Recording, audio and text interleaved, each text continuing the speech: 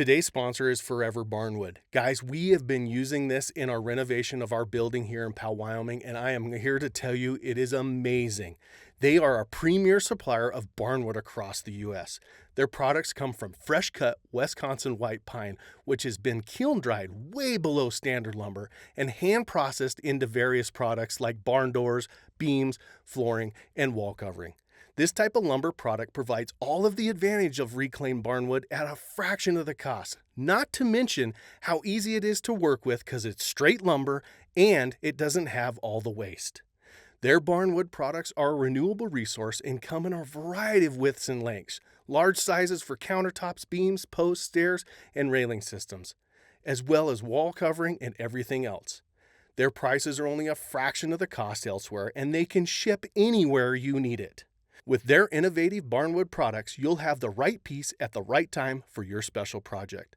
So check them out at foreverbarnwood.com, and no matter what your project is, Forever Barnwood has you covered. This episode of the podcast is brought to you by Silencer Central. Silencer Central, thank you for supporting us. If you would like to support Silencer Central, if you have any interest in a silencer, which I encourage because it is a game changer in the field, check out silencercentral.com. They will walk you through the paperwork online, as well as they can ship that silencer directly to your doorstep. So check them out and tell them Ike sent you. This episode is sponsored by Fold AR. Have you ever wanted to carry a little more firepower than just a pistol? In the current trying times, it'd be nice to have an AR that fits in a backpack the size of a briefcase. Fold AR has solved that problem for you. They come in a few different versions: fold in half rifles, fold in thirds, and even an AR pistol. Don't worry about finding the perfect backpack to fit them in. They come in a backpack specifically for them, and they look just like a regular small pack. Fold ARs don't just fold up and conceal easily, but they are very safe and will hold their own at the range. Fold AR is the perfect combination of concealment and firepower. Hey folks, welcome to Eastmans Journal Podcast Edition. I'm your host, Ike Eastman. Today's page in the Eastmans Journal is Jon Gabrio.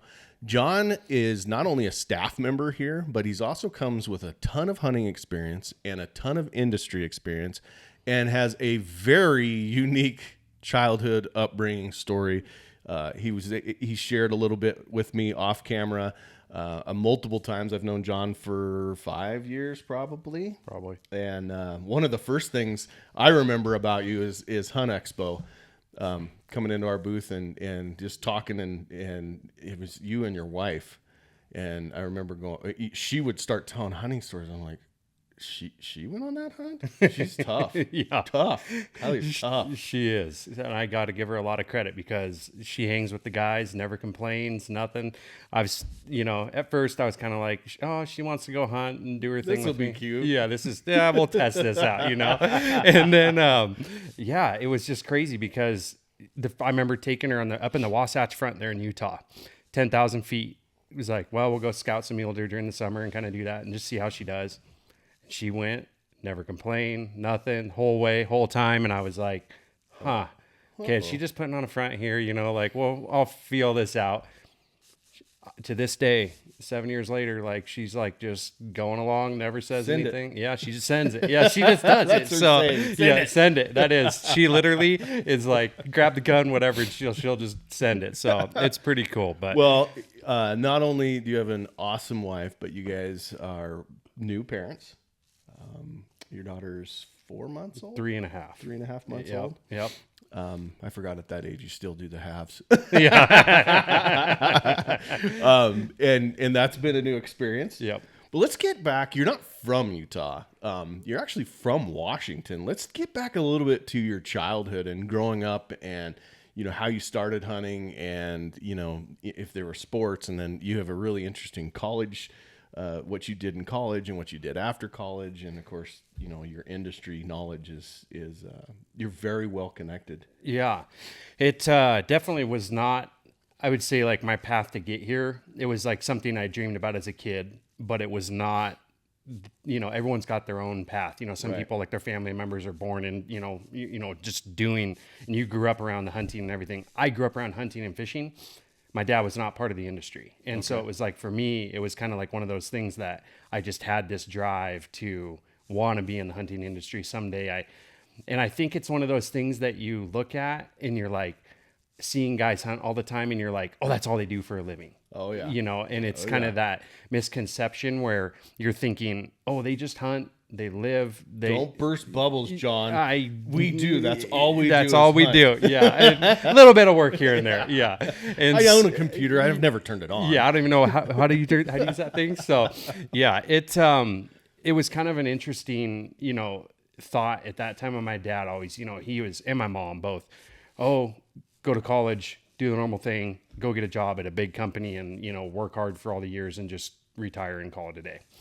And my brother owns his own construction company, and he was 23, 24 years old when he started that.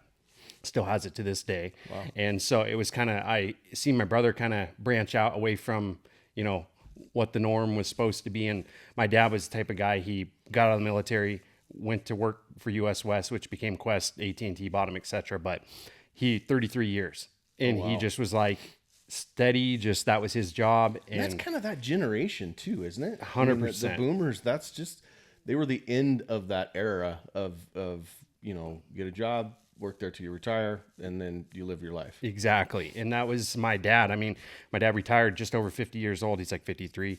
And, you know, it was just kind of like one of those things. He's not 53 now. No, he's 78. I was going to say. Yeah, no. I bet him. He yeah, 53. Yeah, he's not. Quest was not good to him. Yeah. Looks a little rough. Yeah. But no, it was kind of one of those things where watching both of my parents just like work all the time, and, you know, that was just the norm. Yeah. And so growing up, you know, I one day was in high school and my mom had bought me one of those website coding for 101 dummy books. Oh yeah. And I just was like, oh, I want to learn how to build websites. So I literally just read it and like taught myself how to code. You're kidding me. Yeah. And that I just was like, oh, I'm just going to like read this thing and like figure out how to build websites on my own, and like I'll figure it out. So I read this book. Next thing you know, I was like building websites and like doing my whole thing, and didn't really think much about it. And I was literally like 14 years old at the time, and just kind of, just going along. So that's kind of actually how it like piqued my interest, but it was more just, I wanted to feather my cap, not a, you know, like I didn't know that was what I was going to be doing with my life. What I really wanted to do was like go into like investments and be like a financial advisor and do stuff like that. And one of my best friends at the time, Trevor, he ended up going and working for Ameriprise Financial and all this stuff. And, you know, I was like, we're doing this together. Yeah. And so I've always had a strong interest in numbers and, you know, that type of thing. And so I really honestly thought that's where my life would go. Well, fast forward, I grew up racing motocross and, you know, kind of enjoying that with my dad hunting and fishing all the time. Started hunting. Well, I caught my first steelhead when I was like just almost 5 years old. Oh, wow. And so that was kind of a thing. I was standing with my dad on the river and watched this fish swimming up line with my corky right in front of it. And there's like all these guys lined up, and it was in December, like winter run steelhead. And right. I was like, Dad, I got a fish. And he's like, no, you don't. And I said, yeah, it's right there. I see, like, it's going upriver. And he looks, you got to be kidding me. So he grabs my rod, set the hook, hands me the pole back. Of course, now I'm like, yeah, just I mean, and fight is on. You both weigh the same. Yeah, exactly. Yeah, exactly. And so my dad's like holding my hood on my coat, and I'm like, all these guys, I'm trying to reel it in while I caught my first fish. Oh my gosh! And it was pretty it a big one. It was, you know, probably a 6-7 pound steelhead, but still, I mean, like. And your guys are close to the ocean, so they're pretty fierce. Still. Oh yeah, and we lived on one of the best steelhead rivers in the state, and the hatchery was right there. So like those fish were like, wow. I mean, they were good fighters, and so I grew up really fishing steelhead, and that was kind of my younger childhood was like fishing, and my dad was always hunting and whatnot, so I'd ride around with him in the truck. A lot of blacktail. Were you guys doing blacktail rosies? Yeah, blacktail and like Roosevelt elk and stuff like that. And then they actually had Cascade Roosevelt elk up along the Crest Trail and all that. And so my dad kind of, you know, grew up hunting all those for most of his life. And so that's kind of how I learned to kind of cut my grassroots with him. And I remember I was sleeping in the truck, the very first animal I ever watched get killed, and didn't watch it. I was sleeping. And they pulled up, this blacktail buck standing over there. They get out, and he and his partner, and they commenced to shooting on this deer, and I'm sleeping in the truck and hear the gunshots, and I didn't wake up to a firefight. Yeah, just going off. And so I end up trying to get out, fall out of the truck, get up, and I'm like, walk over, and like they got this freaking deer dead like over there. And so it was kind of funny because How old were you then? I was like maybe 5 years old at that point. Yep. And your brother's a lot older than you, right? Yeah, he's 10, 11 years older than me. Okay. Yep. Does he still hunt? No. And that was a funny part. My brother never got into the whole hunting thing. My dad took him and like did the whole, I'm going to take... Same thing. You're going to do it. Yep. You're going to enjoy fishing, hunting. Pictures of him doing it when he was younger. And then my brother was super good at sports. And so he just kind of like started playing baseball and like soccer and doing all that. And he went to Auburn High School and they won state in 95 and 96. Okay. And my brother was the MVP of the team. Oh, wow. And so like he was like just Mr. Athletic. Did he not go to college? I mean, that's a huge high school. Yeah. And he went and he was like going to go to, play ball and like do his thing. And like, I don't know if it was girls or what. And he, kind of whatever, but he ended up going and playing at community college and Green River up there on the hill and played for them, played college ball. But the problem was my brother's not very big either. My brother, and he's like 5'9", 5'10". But they told him, even as good as he was, that the height thing, like you're probably just never going to play pro ball. Right. And so it was kind of a slap in the face to him, I think, a little bit. And unfortunately, because like he was really good and I always looked up to him. Problem is, I grew up, like I said, hunting, fishing, racing motocross, snowboarding, like doing things, individual sports. Mm-hmm. When I came along, I played baseball when I was younger and I actually pitched on little league teams and stuff, and being left-handed, it was, unique, and I could throw really hard for my size. And it was a fun experience, and I got into middle school, played, and then it was like when I hit high school, it was kind of one of those things.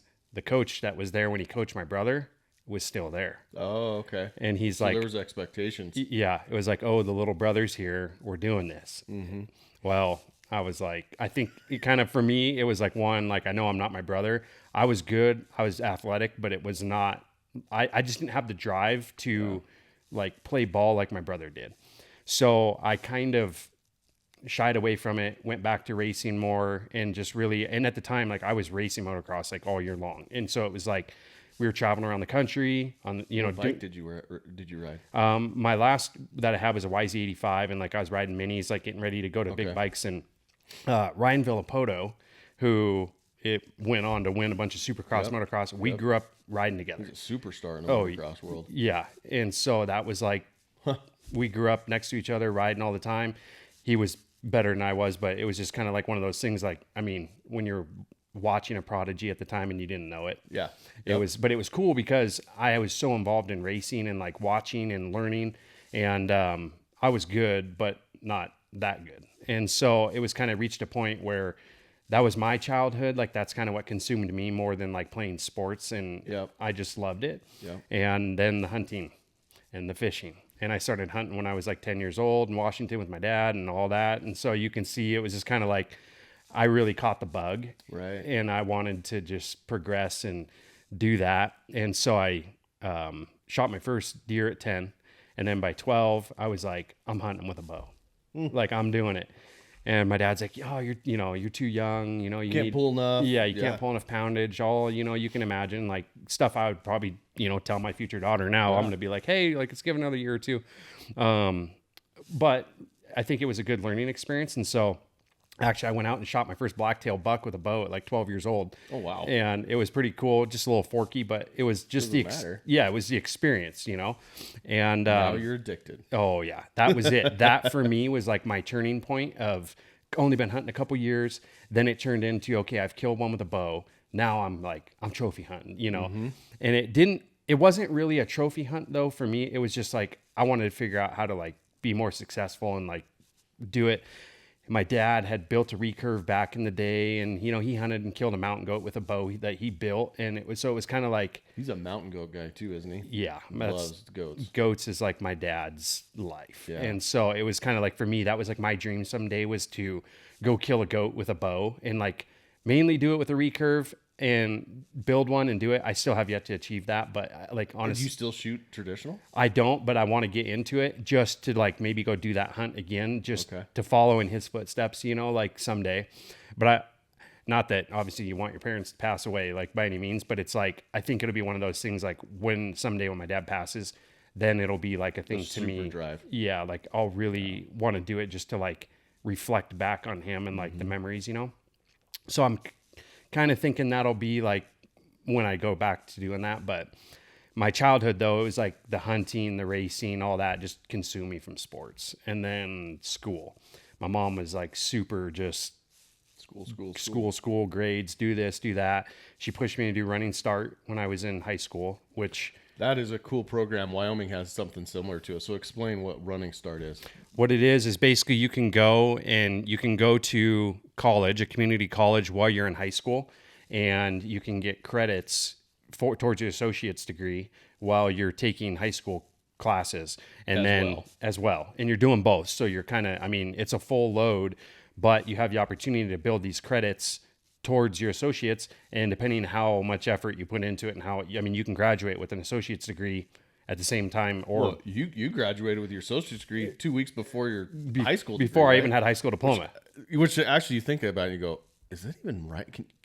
Is that illegal? I don't know. Apparently, they let you do it, but there's no laws, I guess, on how old you have to be, but... do they still do that in Washington? They do, yeah. And actually, Corey Paulson, that works at Phelps, I believe his one daughter, I think, is going through the same program and like doing, or semi doing the program. And so... They have a similar thing here in Wyoming.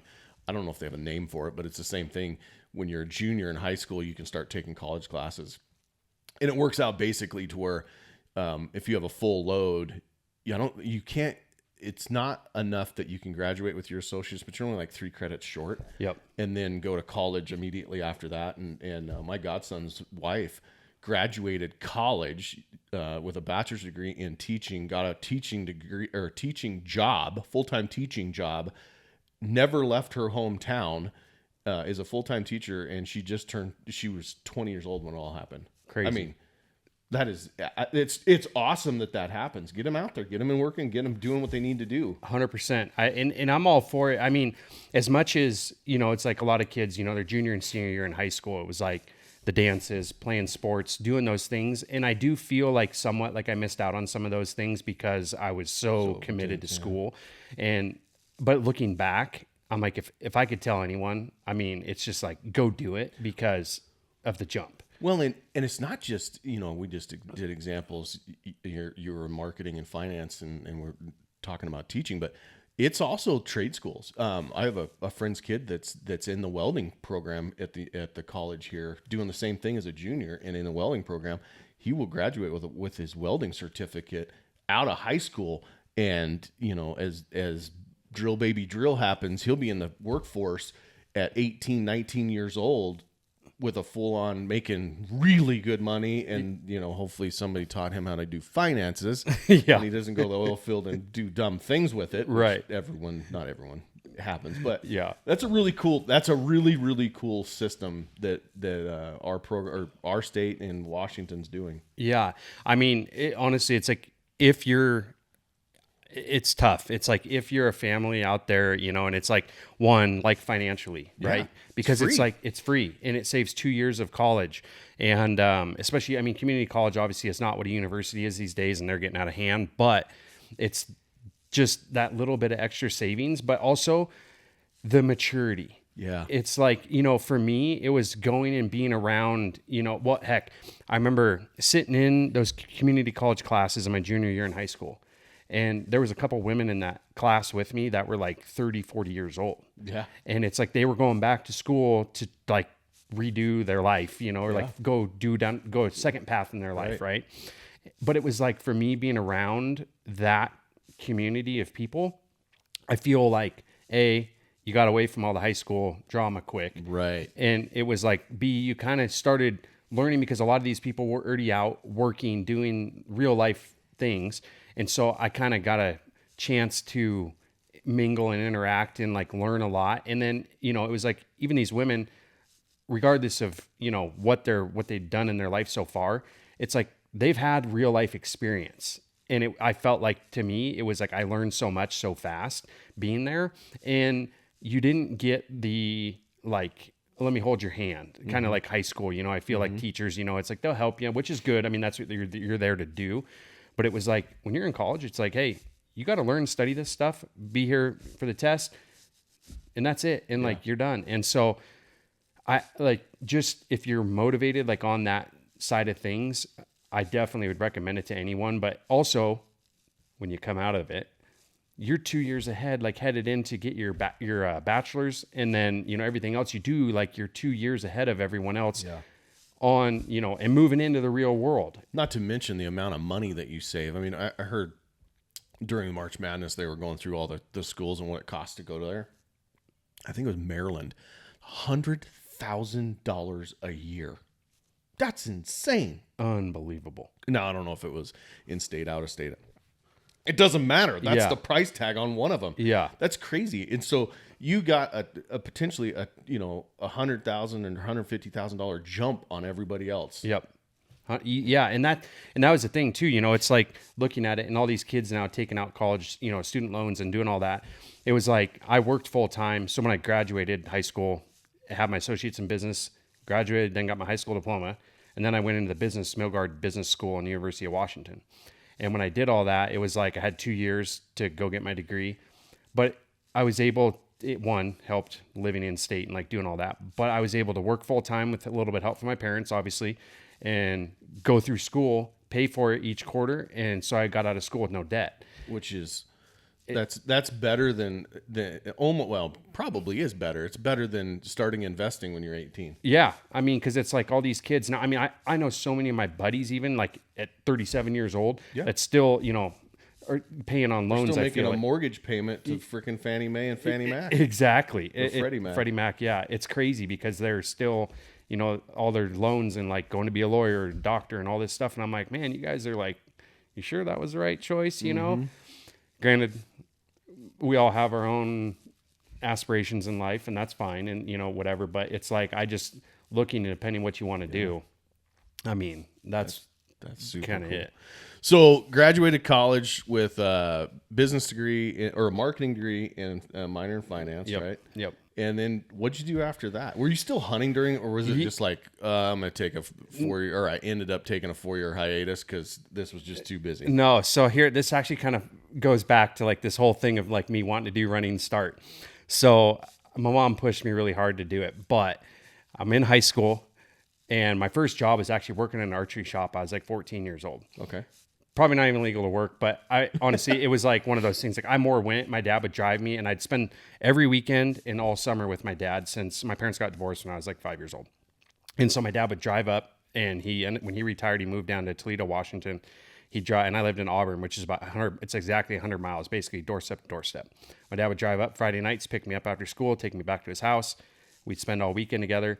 Sunday night, he'd take me back home. I'd go to school during the week, repeat, and then all summer I'd spend at my dad's.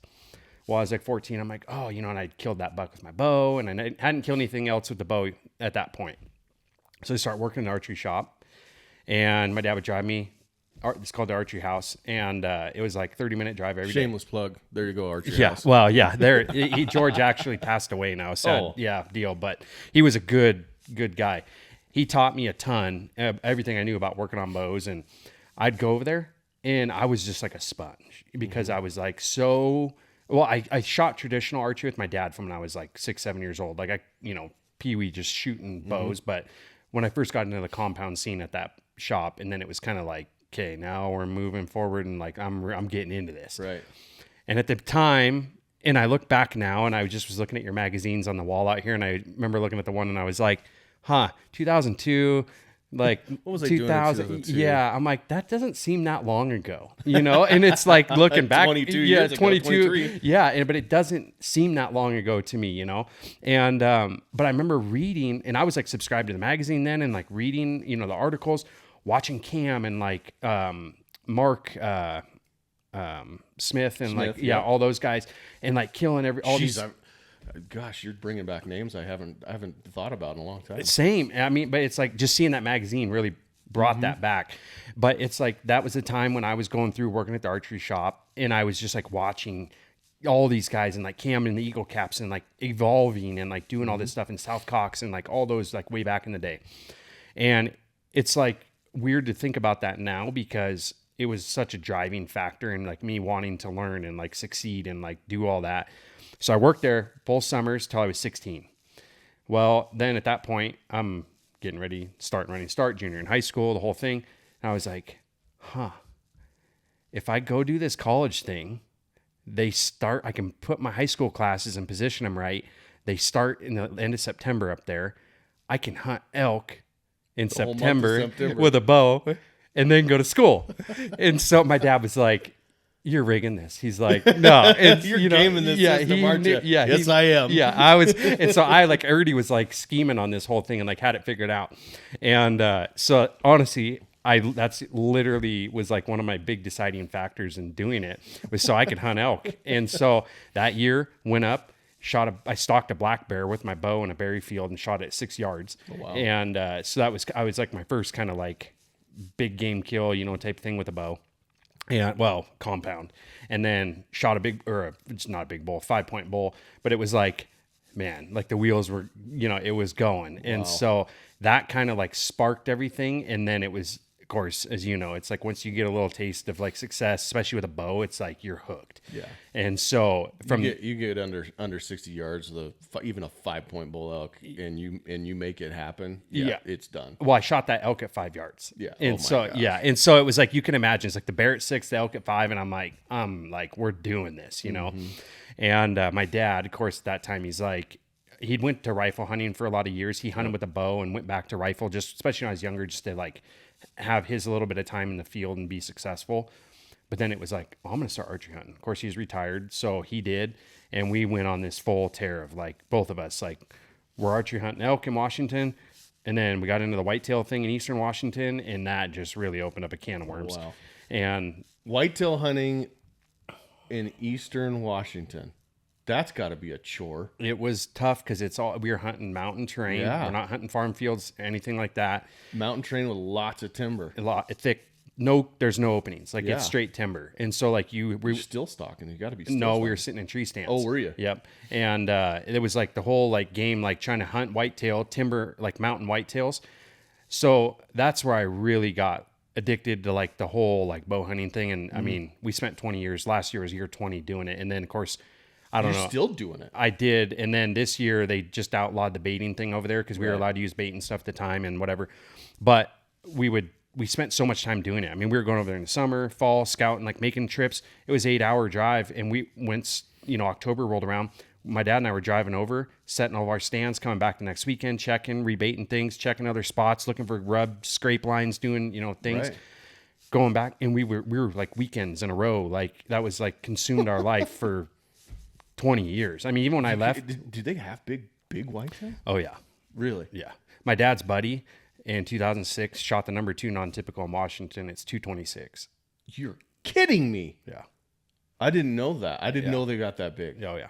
And we've had bucks, like a couple of them around the area. I mean, 200s get killed and whatnot. And so, yeah. But you just don't hear about that. No. It was like one of the biggest sleepers that was like in Washington, period. Killing too many deer? Is that why they outlawed the baiting? Or what? No, like the whole CWD thing came about and like all that now. And so, and of course, don't get me started on that, but the whole fish and game thing that's going on over there, the spring bear gone and like, just everything. It's like getting so hard to. Now I know why you live in Montana. Oh yeah. I was like, I'm out. Like I'm not dealing with that state. Plus I have 23 points for elk this year over there in Washington. Yeah. 26 for moose, sheep, and goat. Oh, geez. And I'm like, I'm close, but it's like you can't count on the draw system there. Mm-hmm.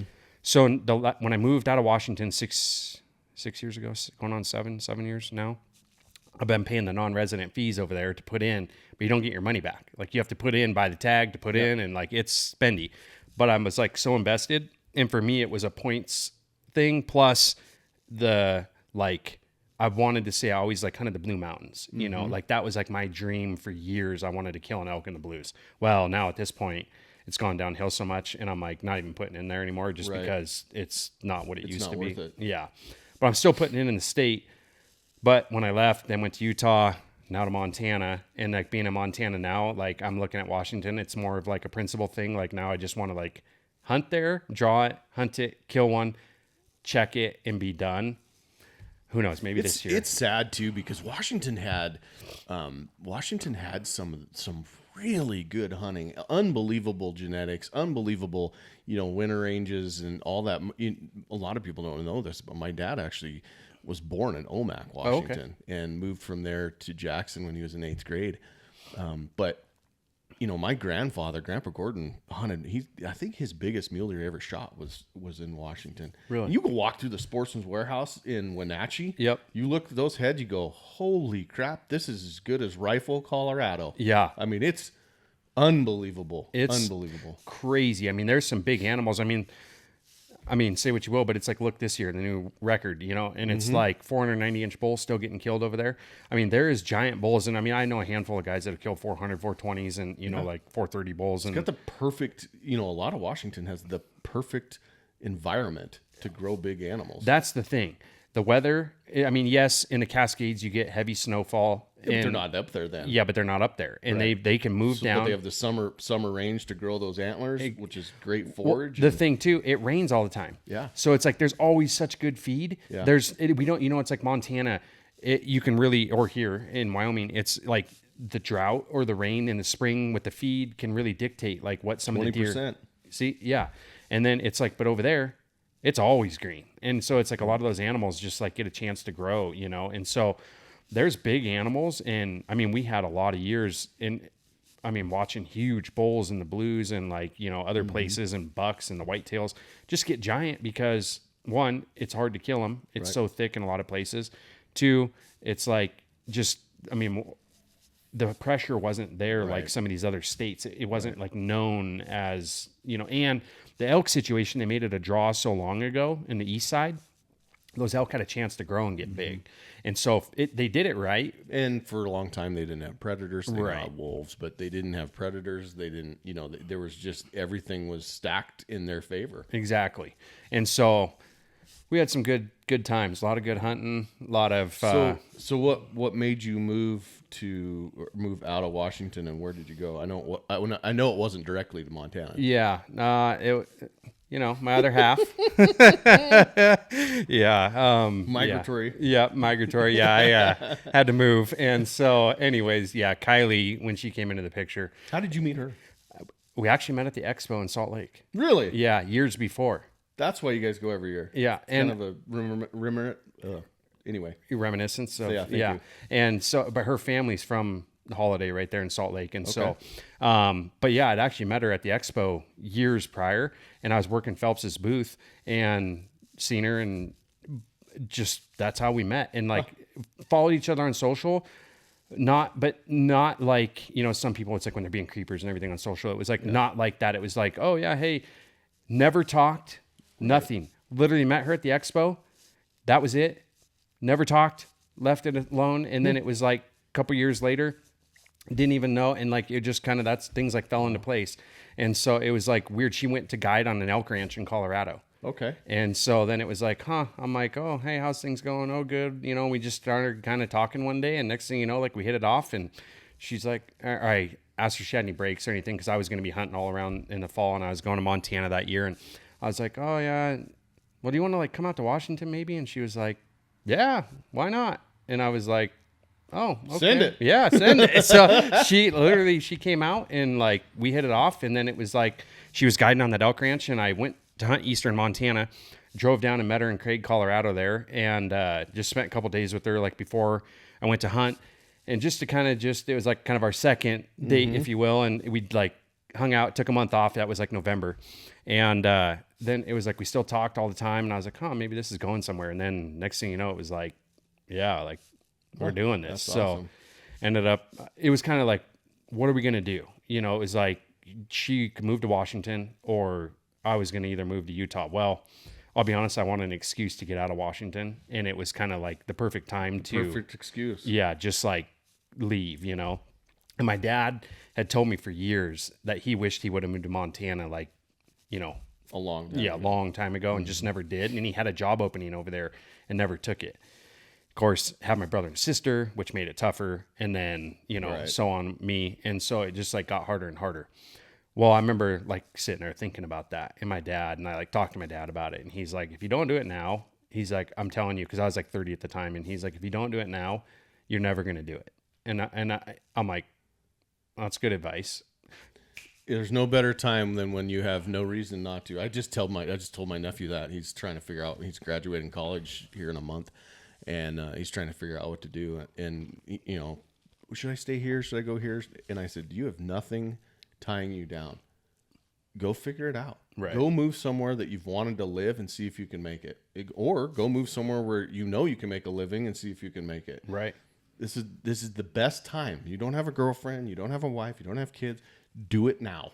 100%. When all you got to do is figure out how to feed your own stupid face. Yeah, exactly. Yeah, you don't have to feed anyone else. It's like just you, go for it. Yep. I mean, that is the best advice. And like, I'll give that to my daughter someday. You know, it's like if she doesn't want to live in Montana, I'm like, you won't be in Montana then. yeah, probably, maybe not. But maybe not. But if she doesn't want to live somewhere, then, you know, it's kind of like one of those things that I'm like, okay, you know, like do it, because life's short and it's crazy. I mean, we're going on year 4 in Montana already. And I feel like we lived in Utah for 2 years, and we had a 2-year goal when we moved there. And it was like, buy the house, like, you know, figure out our life situation, if it was going to work between her and I. And then, you know, like we're just going to like make that happen. And when we were looking for houses down there, I was like trying to find one specifically with the market going up at the time that we could just get in the right spot, be able to sell it in 2 years. And like whatever happened, I was like, we're going to Montana. At that point, part of the reason we went to Utah too, because we thought about just going to Montana then, or her coming to Washington. Her sister's husband ended up passing away right before Christmas in front of the Christmas tree with all the girls. Oh my gosh. Yeah. And so that's my worst nightmare. Right. My wife dying in front of me. Yeah.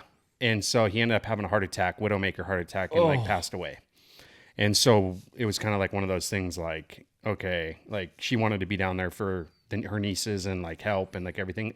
Totally respect that. And I was like, good enough for me, like gets me out of Washington. This isn't a long-term goal, right? Yeah. And that was kind of the thing. We had that talk, you know, I was like, like, am I going to be stuck in Utah forever? You know, like it's not where I want to go. With Utah, just not my idea of what I really planned on doing. Yeah, exactly. And she'd already lived in Missoula before that. Oh, is that where she went to school? No, she didn't actually end up going to school there. She just like moved and went to Missoula up there and just lived there and like trying to get out of Utah and do that. So when she went back, and that's when she went to guide on that elk ranch. And, but it was kind of like one of those things. She wanted to go to she wanted to be in Montana, right. But it was like, okay, so at least we're on the same page here. Like we're doing this and, you know, like we'll figure it out. Well, we lived there, and I do like looking back, I was like skeptical, leaving Washington, leaving what I knew, leaving all my friends that I had, going to a new place. Mm-hmm. I knew a lot of people in Utah from the hunting industry. Obviously I had my business already rolling at the time, so I knew a bunch of people down there. But it was such a good experience in a way to like go there and see a totally different culture, and, you know, like just the environment of Salt Lake and everything. And you hear all these, you know, stories and all this stuff about Salt Lake and Utah, and like all this. And I was like, and then when I moved there, it was a lot different than what I expected. Like, I was terrified. Like, I'm not going to lie, you know? Right. And so I was like, this is going to be horrible. Like, I don't know what to expect.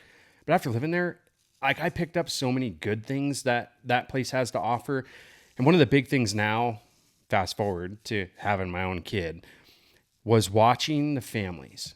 It was like seeing our neighbors out in the street playing with their kids every day. Yeah. And it was like drawing chalk. The dads and moms out there drawing on the cement and like playing football with the kids and just game on. Yeah. Playing in the street. Yeah. It was like, remembering back when I was a kid playing with all of, you know, my buddies and all the neighbors' kids in the street. Like we'd have big football tournaments and like, you know, hide and seek in the whole neighborhood, you know, like type of things. In the dark. In the dark and like crazy stuff. And I'm like, I feel like we went away from that in like today's generation with iPads and computers and video games. Watching that for me was like, yeah, you know, I mean, just cool to see. And now fast forward, I'm like, oh, I want to be that person that plays with my kid rather than like plopping her in front of the iPad, even though she's 3.5 months old. But it's like, I don't want to be that dad, you know? Yep. And so my dad was super good with me. Like I never watched TV. It was like my dad would have me outdoors, like, you know, racing, fishing, hiking, camping, doing things. Like we did so much together. Like he was my best friend growing up. And it was like, I just never sat in front of a TV. And so seeing that made me appreciate it. Moving to Montana, I don't see any kids outside. Which is sad. Yeah. It's like, other than like ranchers, Yeah. their kids are out helping on the farms, Doing stuff to help keep the operation going. But it's like, I don't see kids out like riding their bike. Granted, it's not like I live in town, but it's like there's kids in our little neighborhood there, but it's like rarely do you see them out playing. They're not doing anything like, and I'm like, what are they doing? Just like sitting inside playing video games? Watching YouTube shorts. Yeah. Podcasts like this one. Yeah, exactly. Like that's what they're doing. They're scheming. They're trying to plan forward years in advance here. You're right. You know, we grew up, my siblings, my brother and sister and I grew up, people don't believe this, but it's true. We didn't have a TV. My parents still don't have a TV. They haven't had a TV in my life in 50 years. Wow. And it was, go outside, go explore. And, and there was a lot of life lessons learned out there and a lot of fun. And, I'm not scared of the dark because we played hide and seek in the dark, and you got scared by the older siblings, and you realize that there's not a boogeyman out there. Exactly. And it's really good for kids and creativity, and it's really good for your experience, and life lessons are learned out there. And you're right. We live in a unique place that there's a lot more of that here. Sure. In fact, the other day we have a big dinner bell at our house. And the other day, I could not find my kids. I'm like, what in the heck? They went on a bike ride, and I haven't seen them in an hour. Right. And so I jump in the side-by-side, and I go down the county road, and there they are playing with the other kids. They're playing with the neighbor kids. I go, what are you doing? Well, they had a soccer ball. And so I taught them some tricks, and we started playing soccer. And there we are, an hour and a half later, still playing soccer. I said, okay, I'm fine with that. Yeah. You're not in their house watching YouTube shorts. Right. Yeah. It's cool. You're out here like enjoying playing outside. Yeah. That's very cool. So moved to Utah. Yep. And let's back up a little bit. You talked about your company. Let's explain your company and what you do and who you do it for. And obviously you work really close with us now. Yep. But what is it?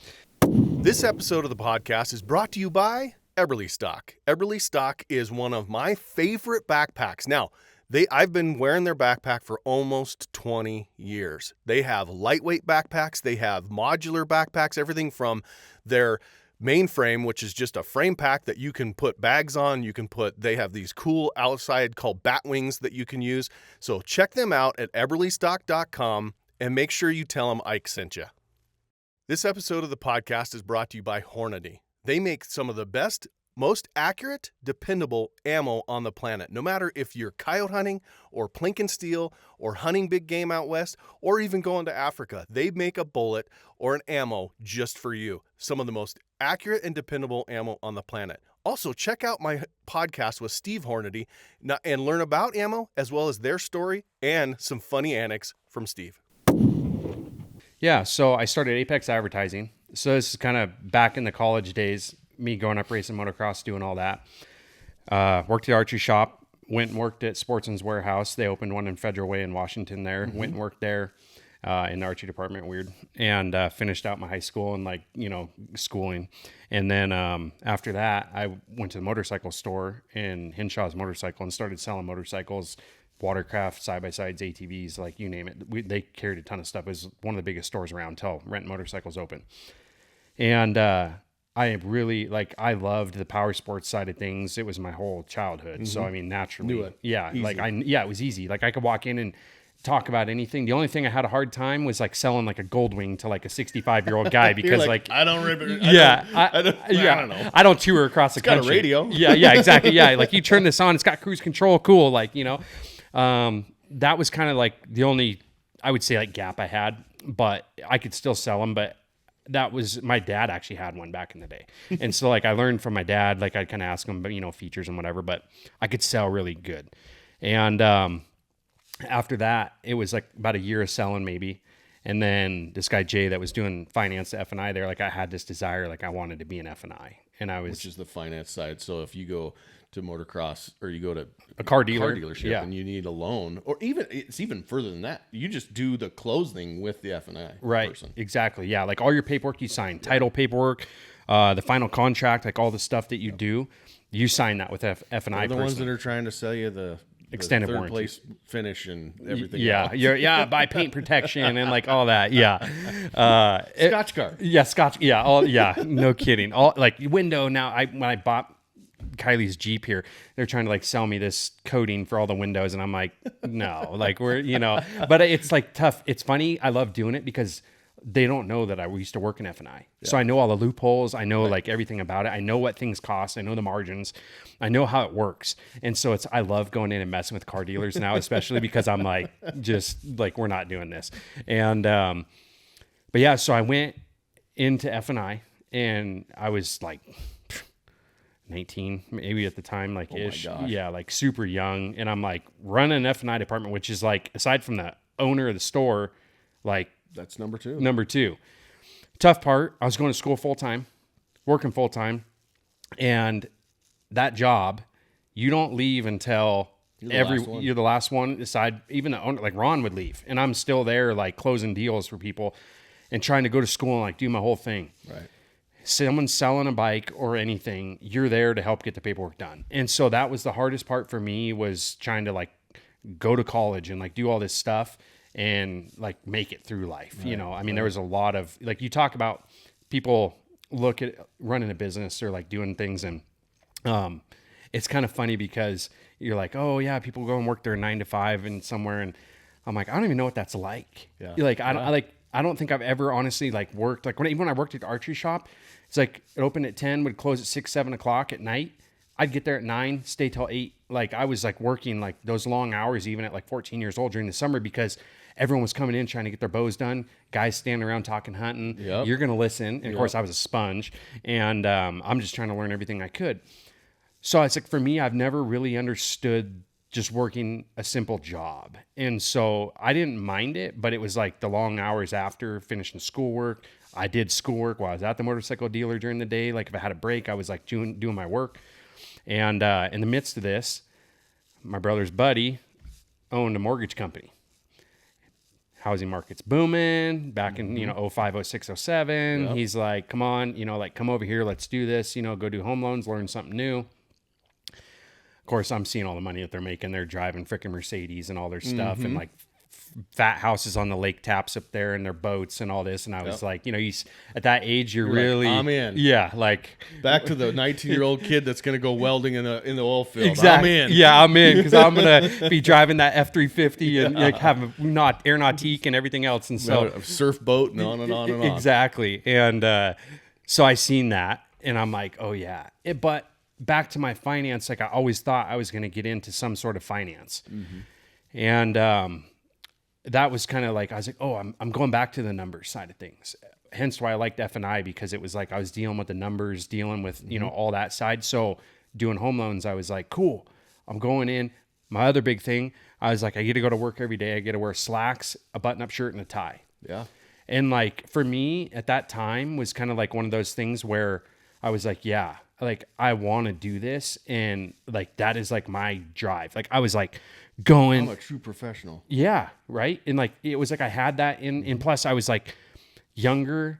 I was in the business school. I felt like I was like, I'm achieving stuff, like I'm going places, but it's amazing. Like when you'd wake up in the morning, shower, put on those slacks, that tie, everything, go into the office and like do your thing. Like you just felt like, I don't care what today brings. Like I'm good. Like I feel good about myself. Like I'm doing this. Yep. And, it's funny because even still to this day, I wake up, first thing I do, it's like I shower, start my day, like my routine, everything. And it's like I get ready.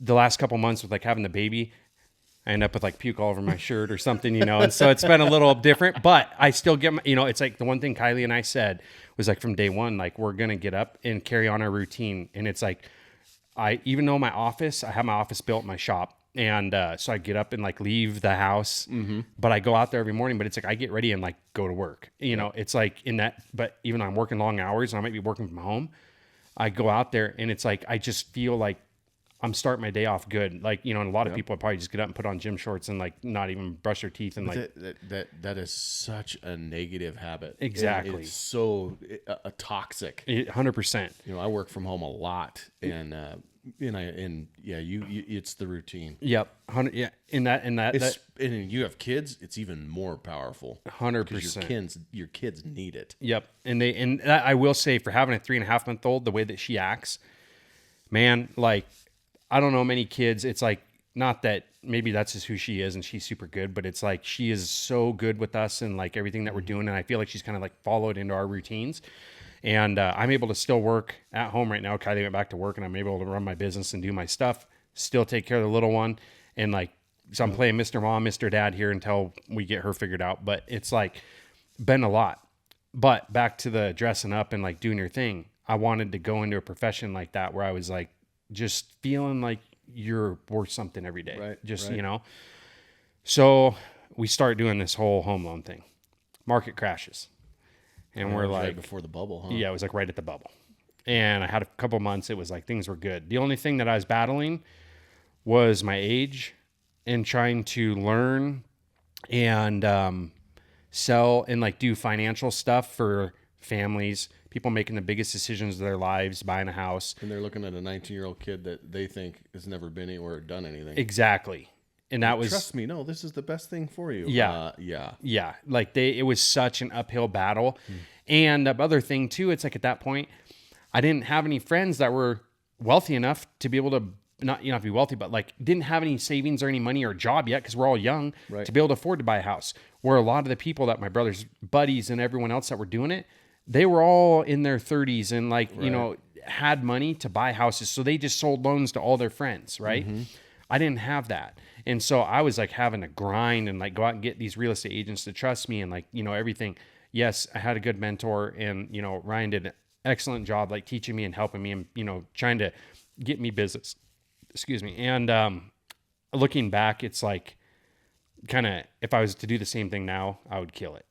But it's like back then it was such an uphill battle. Well, I'd already been at this point working on websites, doing this stuff on the backside.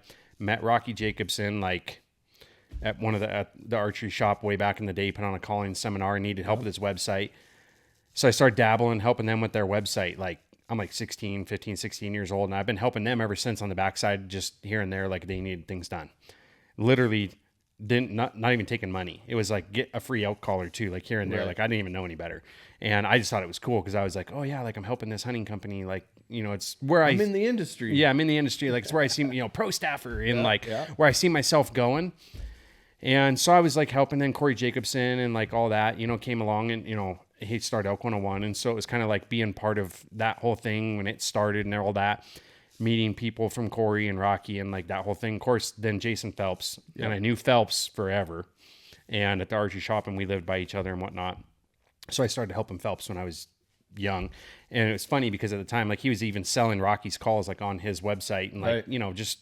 Well, they had a really good relationship for a long time with sharing ideas and patents and all kinds of crazy stuff. Yeah, like life was, you know, simpler. Like it was, you know, at that time. Everybody was trying to scratch out a living is really what it was. That's it. Like everyone, and I'll give Phelps, like people, you know, sit here now and like anyone, you know, like give him crap, you know, for selling a meat eater and like doing that stuff. But it's like from seeing him from day one and like watching what he went through and working a job at the state, trying to start that call company, the sacrifice, his wife working also, the sacrifices that he made at late nights, trying to like build home calls in like, you know, on his lathe and do stuff.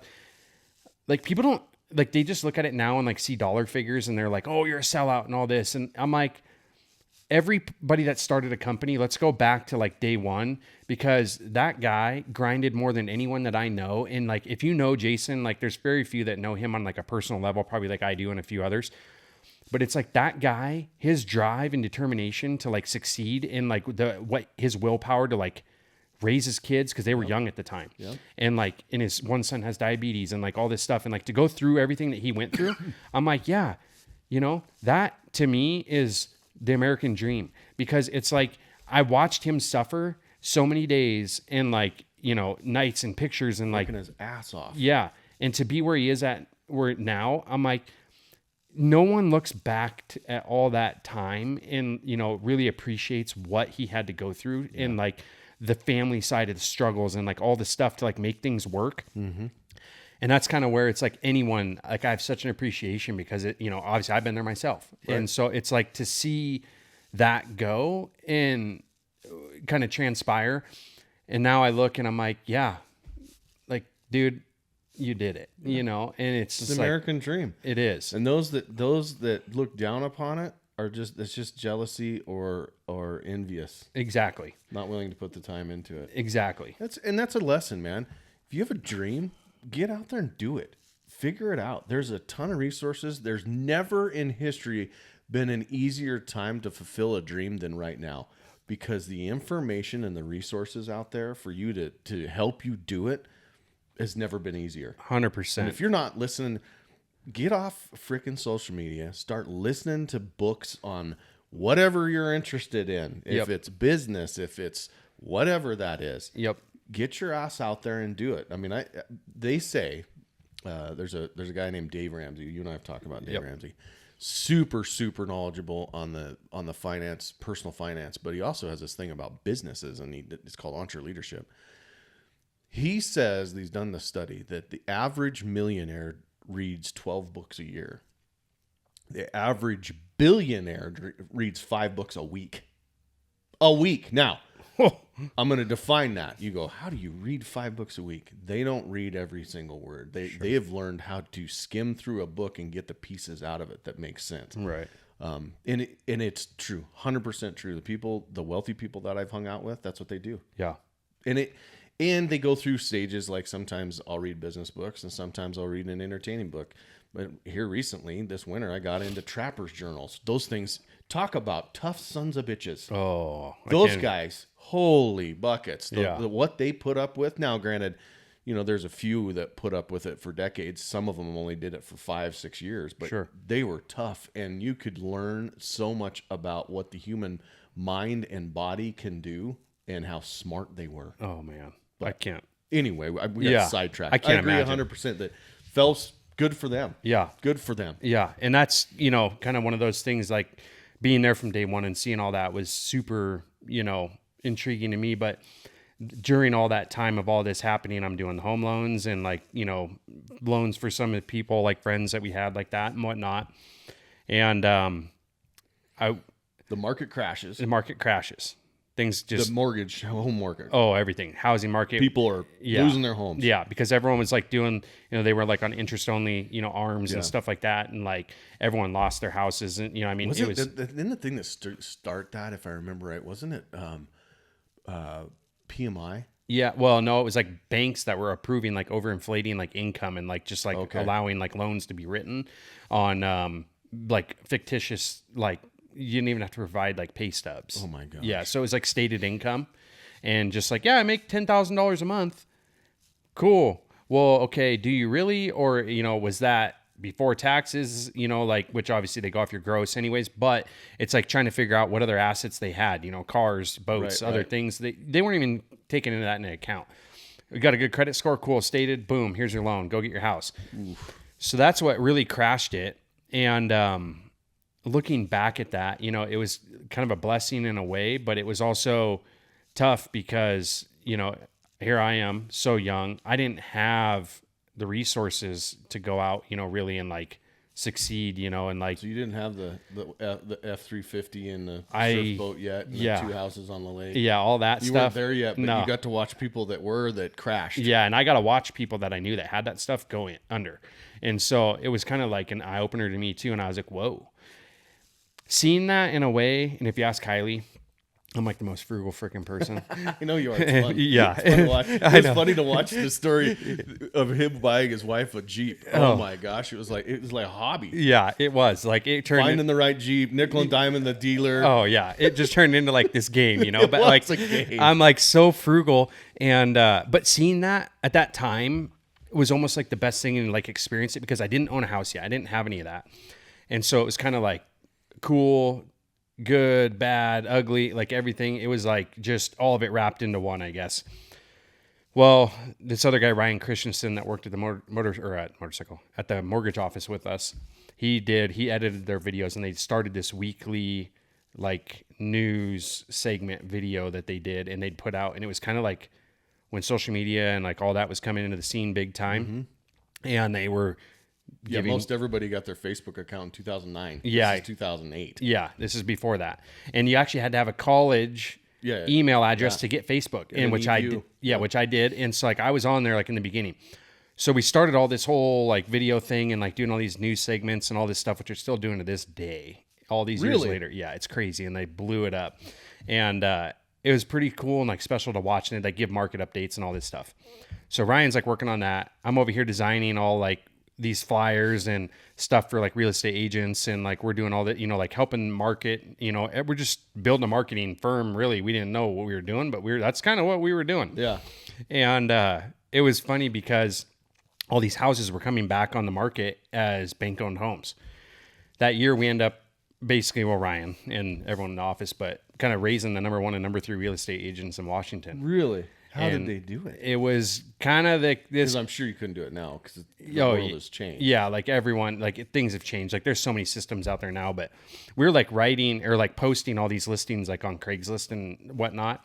And so like, yeah, like back in the day, it was like stupid. Like you look at it now and like, I'm like, who would use Craigslist to find a house? I haven't been on Craigslist in probably 10 years. Right? Me either. I mean, I would think about like Facebook Marketplace maybe or like something like that, but obviously otherwise I'm going to like, you know, Zillow, Redfin, like some of these other bigger, you know, places, realtor.com to like look.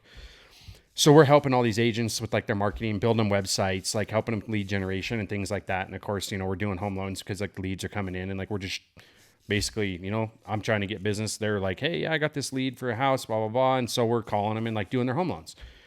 We weren't taking any payment, nothing. Like it was like literally just doing it so you could generate revenue off the mortgage side of it. Yeah, that was it. Like we were just trying to make a living. Like that's all we were doing. So we end up coming up with some code and like auto posting these listings to Craigslist and stuff like that. So that way it could like kind of run on its own while we're able to like generate ancillary income is what that is. Right. And just that's exactly. So that's what we were doing. And pretty quick, it just turned into like this monster. And it was like we were just having so many leads, so many people come in. And it was just like, granted, at that time too, it's like a lot of people had filed bankruptcy and like all these things. So it was like, and the stated income is gone. So it's like you actually had to prove people's income and like do all this stuff. And like the mortgage industry really buttoned down. They required everyone to take their MLS test and like do all that. So we had to all get licensed and all this crap, which I think it was the best thing that ever happened to the industry, and especially now because all the regulations and everything, which is great. And we went through, you know, all the hoops and everything and helping all these people. So my brother's buddy was like, you need to start your own business. I'm like, I mean, how old are you? 19, 20.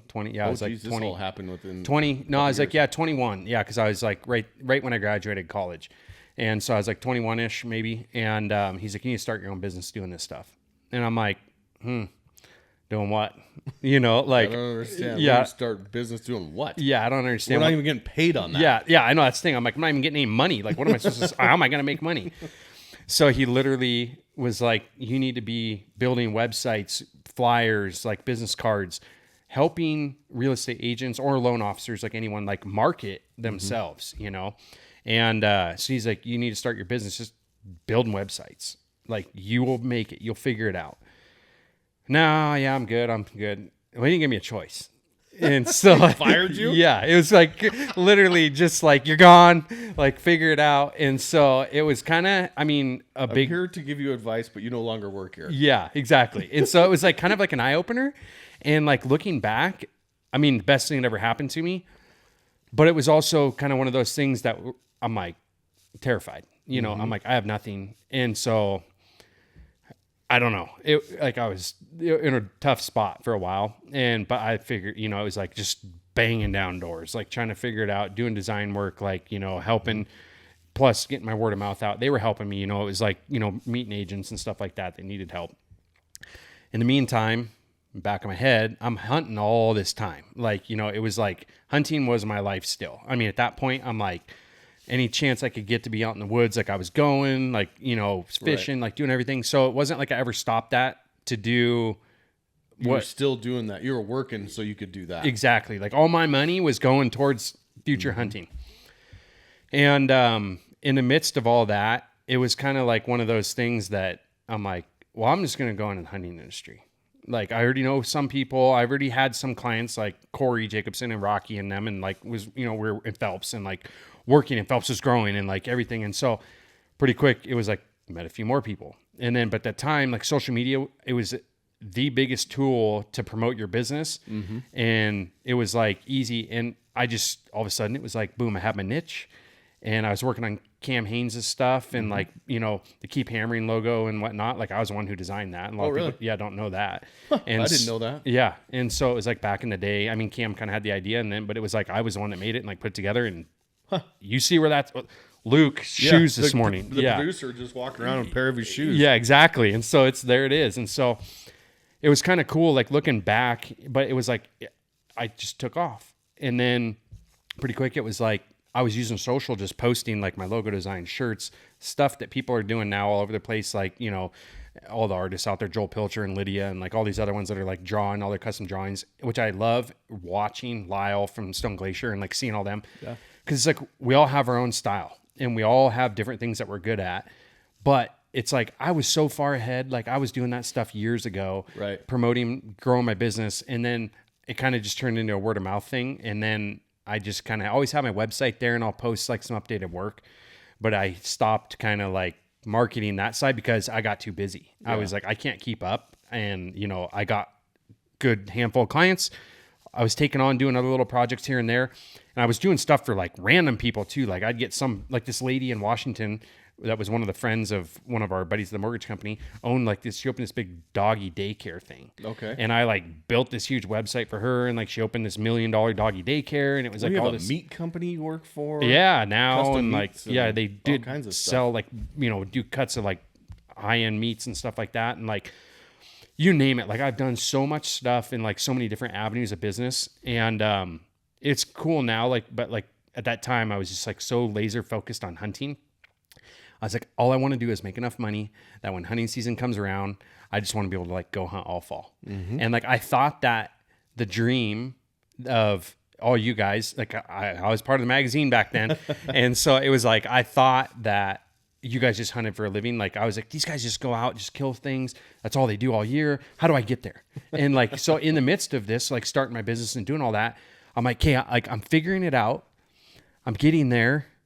I'm making enough money, like I'm making kind of my living, like I'm doing this. I'm able to go hunt and enjoy my things, but I haven't figured out how to do that all year, And so like, and I just kept to find out that doesn't really exist. Yeah, that's not a thing, folks. So I hate to burst your bubble, but that's not how it. Yeah, you don't just happens. hunt all year. There's still some things that go on the back end. Yeah. So there's a couple guys in our office that get really close to it, but they still have to come home and they still have to write articles. They still have to produce magazines. They still have to produce TV shows, podcasts. They still have to. Brian Barney still has to do all that. Yeah, he's still working there. Yep, so yeah, exactly. there's still things going on, and but it was like funny because that was where my mind was at, and I was so driven. And actually, out of your guys' magazine, when I was in college, you had an article, you had Under Armour put a thing in there with Cam and Kip. Yep. To win a hunt for caribou hunt. Caribou hunt. Yep.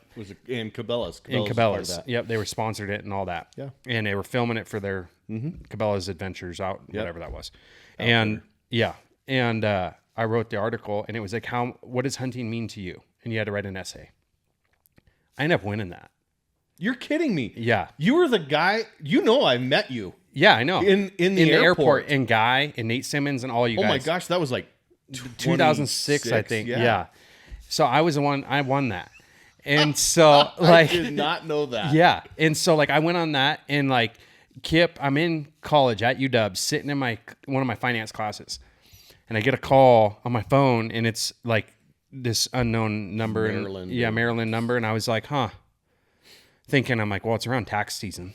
I'm like, did I screw up on my taxes? Like, wondering if the government's calling, like, who knows? IRS, is that in Maryland? Yeah, I know. Like, that's Virginia? Where is it? Yeah, where is that? Like, you start thinking, I'm like, I don't know. Well, it didn't leave a voicemail, and it called right back. And I'm like, uh-oh. Like, this is not good. Leaves a voicemail. It just says, John, this is Kip. Call me out, blah, blah, blah, blah. And that was it. And I'm like, that's kind of weird. So break happens. I walk out of the classroom, call it back. And my wheels started turning, though. And I'm like, Kip, Maryland, Under Armour. I'm like, Kip Folks. Oh Kip, my God. yeah, so it clicked right away. Call him. He's like, yeah. He's like, you ready to go caribou hunt with Cam and I? And I about just died. And I'm like, no way. And he's like, you want it? Blah, blah, blah, blah. And I'm like, get out of here. And so like that, I literally wrote an essay of what hunting meant to me, and they picked it. And I went caribou hunting with Cam and Kip that fall up there in the tundra and everything. And like, it was filmed, and like I spent 5 days in camp with them, and it was such a cool thing. Of course, at that time, I'd already been reading Cam's articles in the magazine for years. Right. Following, like, I mean, it was like my idol. I mean, it was like I was hooked, but that was before social media. You know what I mean? And so it was kind of like that was my only way to consume his content, was like every month your magazine showing up. I wanted to read it because I wanted to see what new cool thing Cam was doing. Right. And of course, the other guys too. And so it was like going up there on that experience, being able to hunt, do that. And I remember sitting at camp, talking to Cam at that time. Of course, I was so young and like working in the motorcycle store at that time, going to college, doing my thing. And I was like, what do I need to do to get in the industry? I want to hunt. I want to be in the industry. I want to hunt full time. What do I need to do? And Cam's advice to me at that time was find something you're good at and work your ass off. That's right. And I was like, It still rings true, John? 100%. I'll never forget that. And it stuck with me from that day. And that was like, of course, hunting was still my thing, but that was like what I was trying to work towards. And I didn't have my business at the time, but I was like, I'm going into mortgages because I wanted to make more money, because I wanted to spend more time hunting. Right. Had all these like things in my head of like, my wheels were always turning how to get there. But I'll never forget when Cam made that comment, and then fast forward to me making his logo. And like, I ran Cam's website for all those years, like, since then, all the way through pretty much until, this last year. And he started his podcast, and I helped him get all that up and going with the website. And then I don't run anymore, but it was kind of one of those things that watching like all those years, and I will never forget him making that comment to me. And I just stuck. And anyone that ever asks me now, how do I get in the hunting industry? Like, how do I do this? Like, how do I do something? And I'll literally repeat that. I'm like, find something you're good at and work your ass off. Yep. Because it's like, that's it. Like, if you have a passion about something, and my dad always used to tell me too, he'd be like, if there's a will, there's a way. Yep. So both those things is always in the back of my mind. And my dad would, I don't care what it is. Like, if I walked out here today and be like, I want to own that building across the street right here. If there's a will, there's a way. Yep. And like, I'll figure it out, And so it's kind of stuck with me. And like, I've ran with that ever since. All those years of like going through. So I start my business, and I'm like, I don't want to fail. Like, I don't want to be like, I can't, like, failure's not in my book. And if you ever hunt with me, or like anyone that knows me or has hunted with me, ask Kyle. By the way, Kylie, we call her Kyle. That nickname kind of came and stuck one day. And so I forgot about that. Yeah, we call her one of the dudes, but she's not. But anyways, if anyone ever meets her, just call her Kyle, because she'll respond to that. If you say Kylie, she won't even turn her head. But if you say Kyle, she'll whip her head around. So you could just do that. But it's funny because it's like, I'll joke around. Like, we might be on a tough spot in a hunt, like things not going the way that it's supposed to.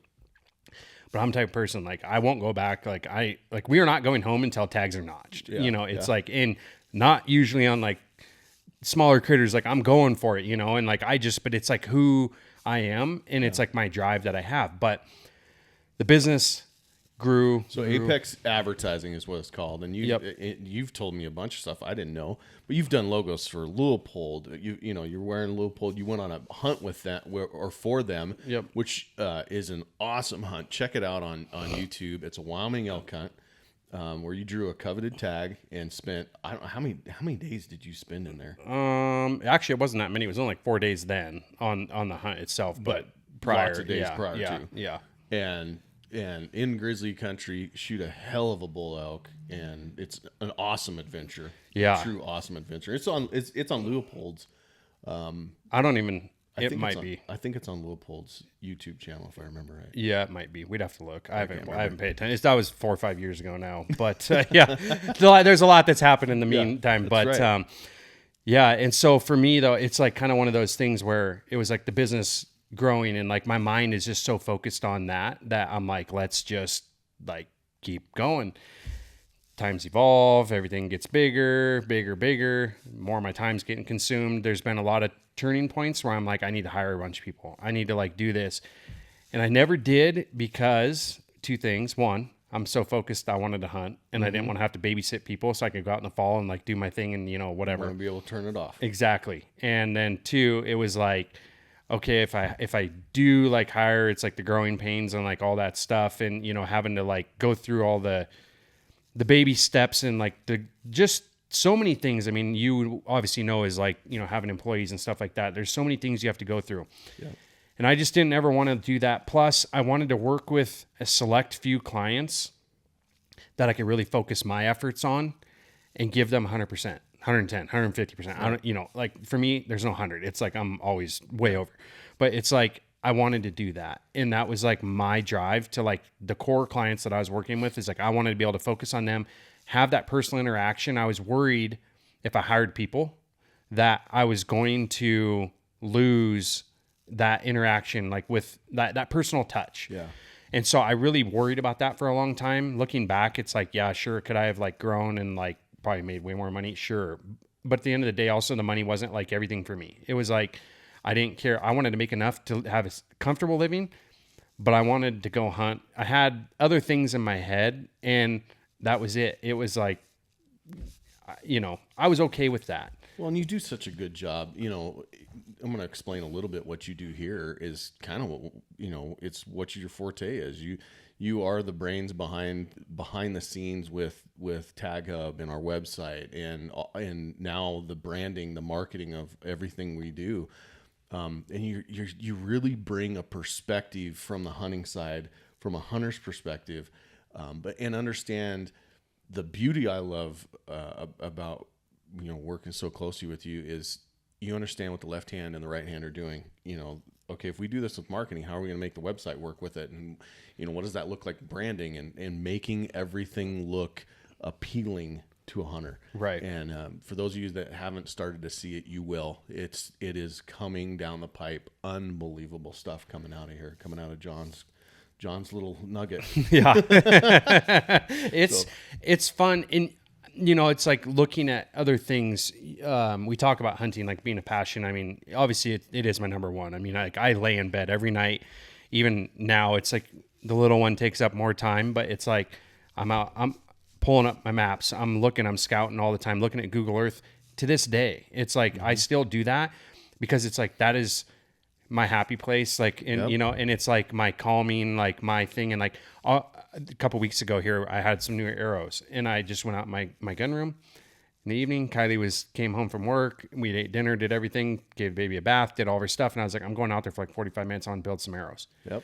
And it's like just my way to unplug and like sit down, build arrows from scratch, like, you know, working on them and just do my thing. But I'm always doing something that's like moving towards fall. But the other thing that I love, that I have this huge passion for, is like business. Building businesses, watching people succeed. I don't care. I don't have to be the one sitting here making all the money. Yeah. I want to see things grow. I want to see people make money. Like that it's like I have two things. Well, 4 now, but it's like my wife, my kid, you know, well, probably kid now, my wife. And then, you know, it's like obviously business and then hunting. And it's like kind of in that order, but it's like watching, making sure, you know, my business is doing good and like everything and like we're comfortable, but it's like, I want to see everyone else grow and get bigger and succeed. Like that is like my aspiration. And it's like I told you the other day, I call you on Monday. I'm like, hey, yeah, so over the weekend I was working on this and this and this. Like I don't stop. And it's like I work 7 days a week from the time hunting season stops in, you know, kind of November when I'm done. December through August, 7 days a week. Like there is no churning it off. But don't call Jon in September. Yeah. Oh yeah. September. Like you're going to go straight to voicemail. You're going to have a tough time. I know. Sco called me. Well, Brandon last year, he calls me and I was like, oh man, I'm like, what broke? You know, yeah, you're like, if Brandon's calling me, it's not a good day. Yeah. I'm like, this is bad news. And so especially Sco too, though, because it's like one of the two, I'm like, something's going on. And nope, just wanted to take you on a mule deer hunt. Yeah, I mean that worked, but that one worked. But it was like I was already prepared to answer the phone, you know, and like have something going sideways. And but like I don't go hunting really anymore though, and like not have my computer with me though. Yeah. And it's like, even on that hunt, I was working in the evenings, and so it's like engraved in me to like work, and that is who I am.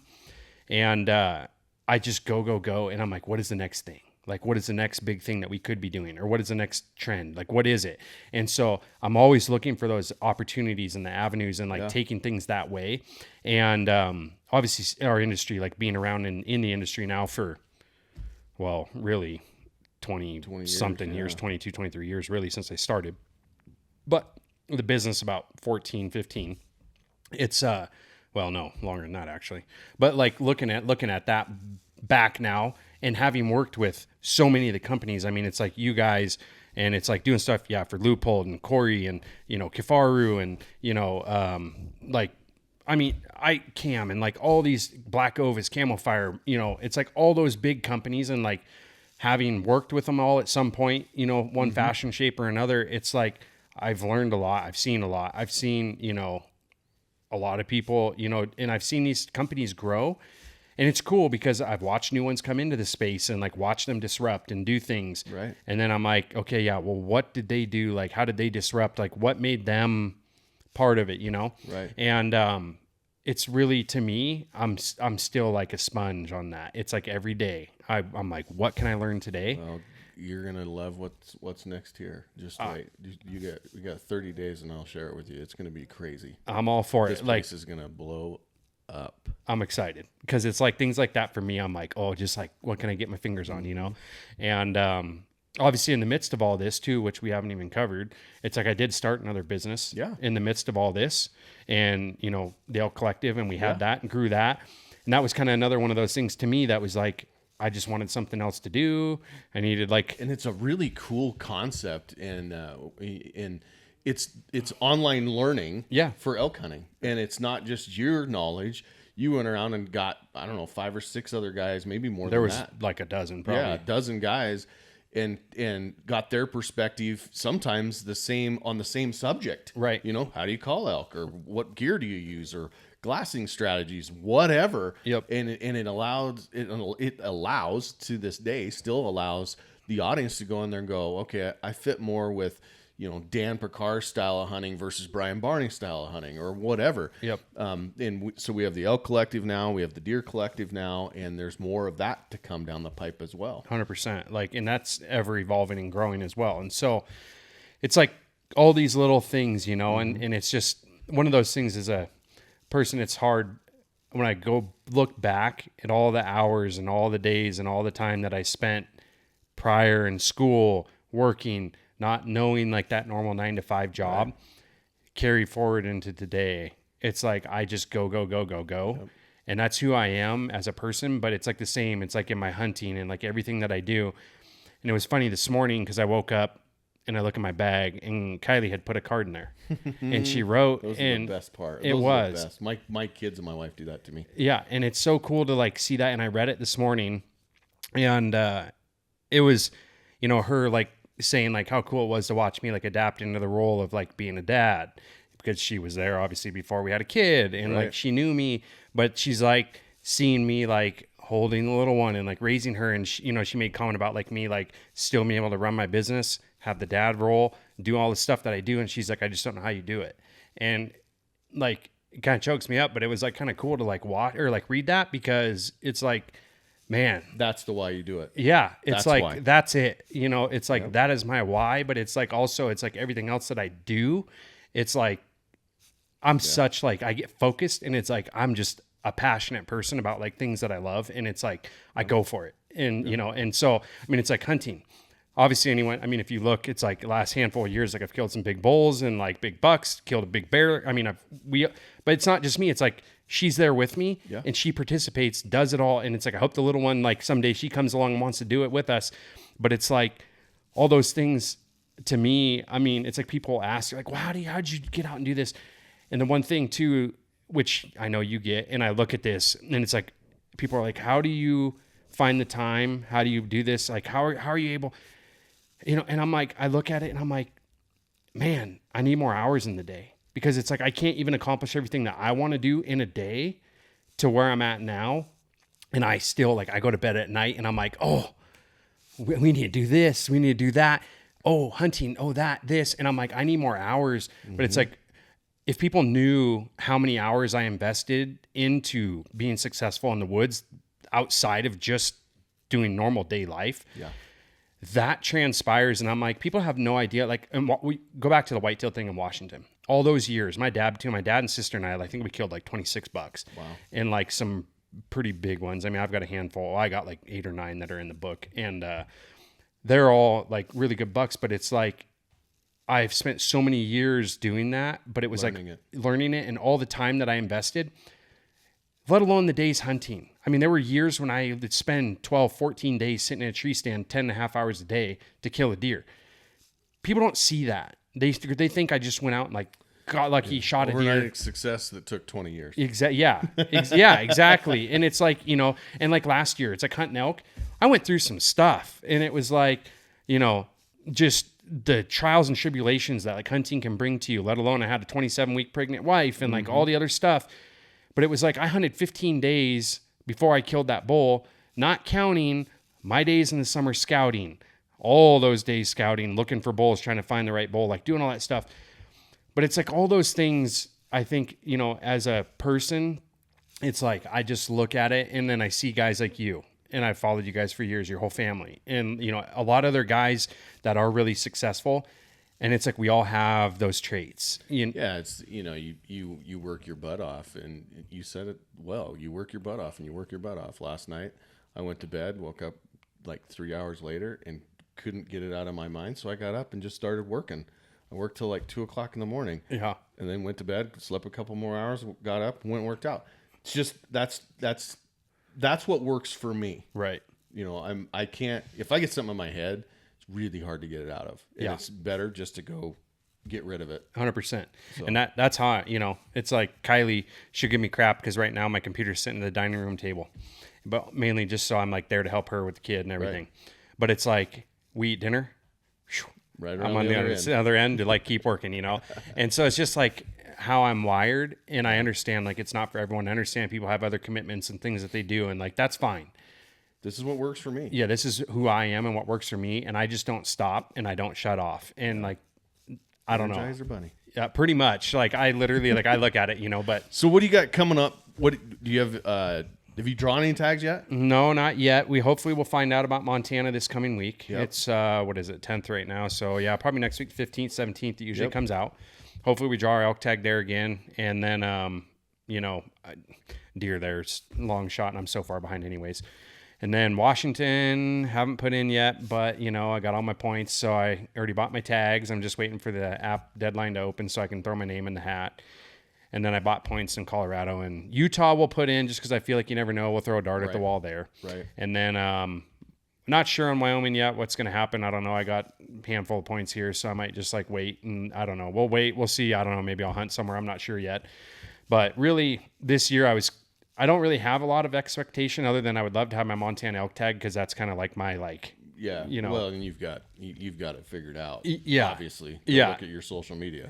It's like I've put so much effort into that and time to where I'm like that's kind of right now like my baby, like my golden nugget that I'm like I'll give everything just to kill one animal a year, and if it's just that elk, I'm fine with that. I mean, is that a general tag? No. So it's points. Yeah.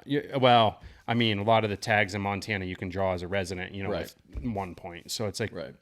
A glorified general tag, if you will. But so I'm kind of hoping, I mean, we should get it, but if we don't, like, obviously I'd truly be hunting general, which I wouldn't even mind in a sense because I feel like I have some unfinished business on a general. Like I really, like, I have like this desire, like I want to kill like a 350 plus bull on a general tag in Montana. And so like, it wouldn't hurt my feelings if I didn't draw, other than the fact of not being able to go somewhere that's special to us now. Right. You put so much work and effort into. Exactly. But if I had to go learn something else, I would figure it out. Yeah. But it's kind of like one of those things. But I don't know, with the little one, Kylie, all she can talk about the last couple of weeks is like spring bear. She's like, oh, it's coming. Like, we're taking her and, we're going to go out, even if we have chuck hunt, like, whatever, having the little one, like she's going. And Kylie is so determined. She's like, I'm killing a bear. And doing it this spring with the little one. And I'm like, let's do it, Let's see what it looks like. Yeah, let's give it a shot. And so like we'll go for it. But You'll end up packing half the house. Oh, that's you can't even go to town for groceries. Yeah. You went to Expo. And you're like, I don't know how we're going to fit all this crap in here. Yeah, I know, because I already had a backpack full of stuff walking around the Expo just for the baby. So I'm like, great, if we have to go do this in the woods. But I don't know. We kind of were just keeping this year open-ended just with the little one and not trying to set expectations. I have my own expectations, I think, in my mind, but I'm like, set them low. Brandon Mason, who also works here, he and I had a podcast recently. On this podcast, we talk about hunting with kids and setting realistic expectations for them, but more importantly, for yourself. Yeah. You're out in the field. Take that as a win. Yeah. It doesn't have to be perfect. Doesn't have to, you don't have to actually, kill something. You're teaching your kids whatever. Right. Obviously 3-month-old, you're not going to teach them anything, but as they get to be 2 and 3-year-old, and this is just what we do, it's what we do. Exactly. There's no shock. Yeah. And that's kind of the thing, it's like they're going to understand, or, she'll grow up, hopefully, like seeing mom hunt, me be there, see the outdoors. We got a cute video the other night, and I was shooting my bow the first time this year. Like I took a few months off here for the fall since the fall, and pulled my bow out, shot it. Kylie's sitting there with the baby. She's just like watching me like shoot my bow. Kylie goes, go grab an elk call and see what she does. And I was like, let's try it. She's probably going to cry, but like, we'll figure it out. So I go grab a reed, start doing cow calls, and she just starts smiling. And I was like, no way. Just expecting her to cry. Like, I remember that. Yeah. That happened like 3-4 months ago. Yeah. Didn't it? I heard that when it was like almost a little more. It was a little more muffled back then. Yeah. It was weird. I was kind of muffled. Yeah. And so, but it was like, I started videoing her, and I wish I had a video the first set, because she was just full on like what is that? Yeah. Smiling, so excited. So I start pulling my phone out and start videoing, and she literally is just like locked onto me and just starts like kind of smiling and like looking, and it was like fun. So cool. But it, for me, it's like, I don't care if she doesn't want to hunt someday and like whatever, that's fine. But it's like, I think if she goes with us and understands at least this is what mom and dad are doing, I feel like she'll probably, follow in our footsteps, or at least want to enjoy it, or like go out and, do it. But for me, I found out that my girls, they might not be passionate hunters, but they like doing it because they get to hang out with me, doing something that I enjoy. Right. And they enjoy it, but not to the level that I'm sure a boy would at that age. Yep. They just don't have that passion. They don't have that drive. I'm not saying they can't, but they don't. Yeah. They're not into it quite. And like my brother, it's like my dad took him when he was, 10, 12, 14, 15 years old. Right. And it's like, yeah, he fished, he hunted, he did these things. And my brother had the opportunity, it was like, just like I did. Right. But he obviously got involved in the sports side of things. And it was like, for me, this was it. Yeah, this was it. And like, I got hooked and like went the other way. And it was like, I think, looking at that though, it's like, I guess you don't know, but hearing the comments, my sister started hunting with us 10 years ago now, 12 years ago, maybe, I don't know. It's been a minute. And she started hunting, and she said it, but she's 47 now, 48. 47. And, but she started hunting with my dad just so she could spend time with him. And I'm like, okay. And, and it's like seeing that he loved it so much, and then to have her get into it because she just wanted to spend time with dad. It's like, I understand that. And, it's like looking at it now, and I'm like, oh yeah. And it's someday it's like, if she wants to do that with me, cool. Great. Yeah. And it's like, I'll obviously do things with her that she wants to do. So she feels that, but if she wants to come hunt, and I feel like watching guys, especially with daughters, it's a different like aspect than like watching a guy with his son, especially as they start getting older. And it's like, I've watched a handful of guys that I know now that just have like 2 daughters. Yep. And it's like watching them and seeing their daughters interact, and like listening to their stories and like everything. And I'm like, yeah. And in a way, I was like, of course, I think every guy, you're like, oh yeah, I want to have a boy because I want to have this little mini hunter and like all this. But then I'm like, which I didn't care. Like for me, I was like, we went through so many struggles over 4 years to like try to have a kid. I was like, just anything, like please, I don't even care. And looking now though, and I'm like, I'm almost more excited to have a little girl, because like I see the bond of like girls and their dads and like things like that, and like it is a special bond. And I obviously don't have adults. I got a 15-year-old and a 13-year-old, but it is different than I have friends that have boys that only have boys, and it's a different bond. Sure. It definitely is a different bond, and it's fun to watch friends that have adult daughters, and that bond continues. Yeah. And that's cool. Yeah. Well, I appreciate you coming on and sharing your story, and excited to see what happens. Excited to see the bear hunt and hear all about that, and see where life takes you. Next. Yeah. You guys are just as Kyle would say, just send it. Just send it. Well, thanks for joining us today, guys. Eastmans Journal Podcast. Remember to like and comment, as well as make sure that you go after those sponsors of ours that support us, that bring this content to you. Support them. Leupold, Secure It, Cryptic, Eberly Stock. Those guys are the ones that make this happen every single week, so that you get good conversations just like what I had with Jon. Appreciate you. Thank you for having me on.